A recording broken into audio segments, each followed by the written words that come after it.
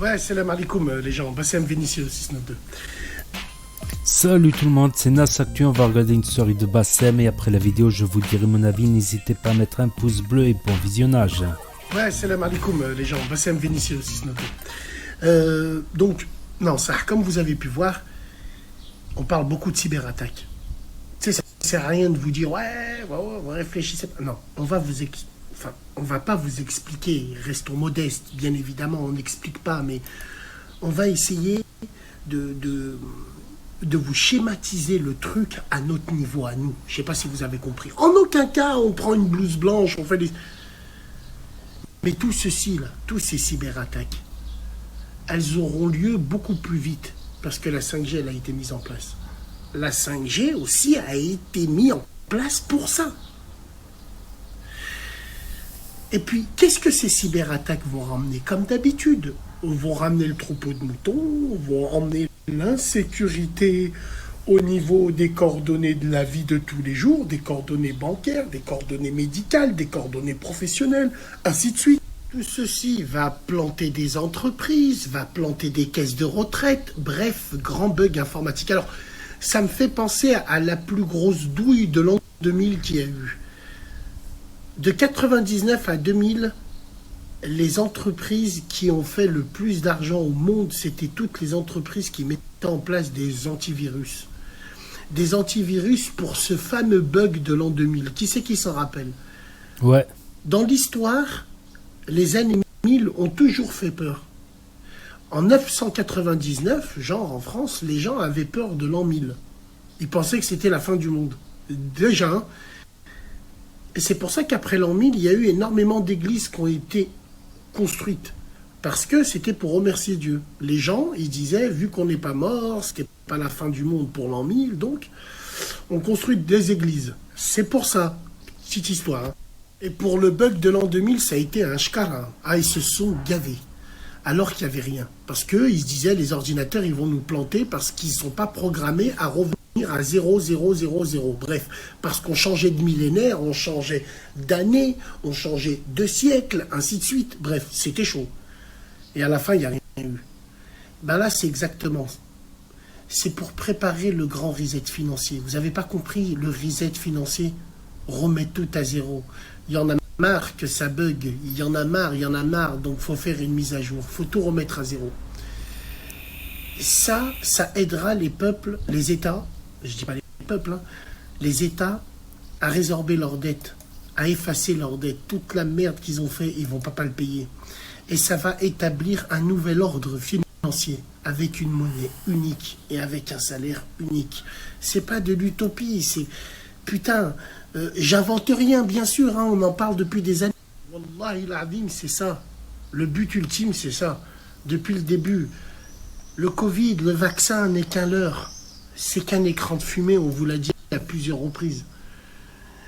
Aujourd'hui, quand vous voyez les gens affalés sur les terrasses, tu te dis, mais est-ce qu'il y a vraiment eu un an de restrictions? Les gens, ils s'en battent les couilles. Les gens, tu leur mets un peu de bière, tu leur mets un peu à manger, c'est terminé. Ils oublient, ils sont pas rancuniers, les gens. C'est comme ça, c'est pour ça que la pastille, que la douille, elle est... C'est pareil pour les gens du bled, rentrez cette année, rentrez pas au bled. Faut pas rentrer au bled cette année, ça va être chaud pour revenir. Ils vont vous la mettre, wallahi l'azim. Bref, Inch'Allah khir, mais j'ai envie de vous dire, on reparlera de ça, mais le but premier, c'est le reset financier. Intéressez-vous un petit peu au grand reset financier. C'est super important. Et déjà, s'y intéresser, c'est anticiper. Salam. Après, moi, je ne suis pas du tout d'accord. Pour moi, la 5G, je vais vous expliquer pour moi c'est quoi la 5G. Pour moi, la 5G, c'est de la fibre sans fil. Voilà, de la fibre sans fil. C'est avoir comme une connexion aussi rapide que la fibre, mais sans fil, voilà. Si tu veux télécharger un film, un document, tout ça, ça sera beaucoup plus rapide le téléchargement qu'avec la 4G. Et en plus, on pourra être en temps réel, par exemple pour assister des opérations médicales, tout ça. Grâce à la 5G, il n'y aura même pas un décalage de 1 seconde ni d'un centième de seconde.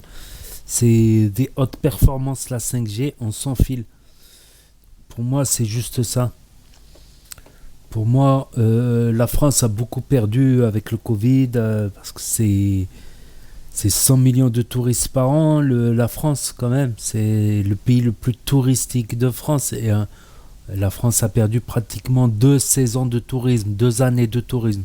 Savoir que les 100 millions, 100 millions par an, c'est de janvier à décembre. C'est-à-dire que pour regarder la Tour Eiffel, qu'il fait beau, qu'il pleuve, tout le monde ira voir la Tour Eiffel quand même, ou le Louvre, et tout ça, le château de Versailles, qu'il fasse beau ou pas beau. Donc pour moi, voilà, moi je suis pas très complotiste, on va dire. Je suis pas très complotiste, je me dis c'est un méchant rhume qui terrasse ceux qui ont des problèmes de santé. Voilà, si tu as le cancer et que tu as en plus le Covid, ben, tu as moins de chances de survivre. Alors que si tu avais le cancer sans le Covid, tu as des chances de survivre si c'est un cancer qui est soignable, on va dire. Si tu as plus de 70 ans, que tu as le diabète, le cancer, que tu as plusieurs pathologies, c'est sûr que tu vas y passer. Si tu es diabétique, tu as 40 ans, tu as plus de risques. Un diabétique, il a plus de risques. Voilà, pour moi, c'est ça. Ah, c'est pour ça que je passe pas les stories de Bassem quand il parle du Covid, tout ça, parce que là, je me suis fait piéger parce que je croyais qu'il allait parler des cyberattaques. Je croyais qu'il allait parler uniquement des cyberattaques. Après, la 5G, ça va aller vite. C'est vrai que pour télécharger un truc, ça va être très rapide. Donc, les gens, ils vont avoir tendance à télécharger trop de trucs, tu vois, très rapidement. Avec des smartphones qui ont des capacités de plus en plus grosses. Les gens, ils vont voir que télécharger, c'est tellement rapide qu'ils vont télécharger tout et n'importe quoi. Et là, il y a un risque vraiment de télécharger un logiciel qui va pouvoir accéder à ton téléphone, tout ça. Un logiciel espion, tout ça, et te voler des données, tout ça. Donc ne téléchargez pas tout et n'importe quoi, téléchargez que sur des sites sérieux et fiables, voilà. Ne téléchargez pas sur des sites vérifiés avant de télécharger sur un site quoi que ce soit, si c'est un site fiable ou pas. Voilà. Donc n'hésitez pas à me dire ce que vous en avez pensé, à mettre un pouce bleu et je vous dis à très bientôt pour de nouvelles vidéos. Merci d'avoir regardé.